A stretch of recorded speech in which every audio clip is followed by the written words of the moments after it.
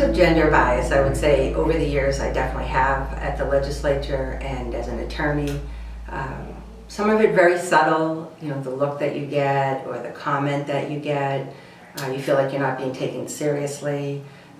More than once, people thinking I was the paralegal or the stenographer in a situation. So I would say I have, but not overt, not really overt. And so that when people say that, you know, we've been fighting against gender bias and it's nearly gone, some people say, I would say I disagree with them, that there is still gender bias there, but it's just more subtle now.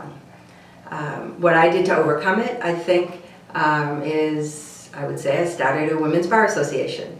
When I graduated from law school in 1986, a couple years later, when I was sort of looking around and realizing we didn't have a Women's Bar Association here in New Hampshire.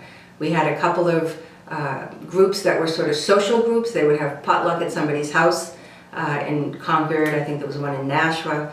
But I wanted a formal Women's Bar Association where we could get together, we could network, we could have our own education programs, our own events. Not to the exclusion of men, by the way, because males did join our group. But we did start a Hillsborough County Women's Bar Association, and then we started a New Hampshire Women's Bar Association. So it's very interesting that this Women's Bar Association now, we have about 8 or 9 past presidents. I was its first president. We're 15, 16 years old, I think, now. We've just been honored by the National Conference of Women's Bar Associations last weekend, an event in Boston, for running an educational program helping women with their legal issues surrounding breast cancer.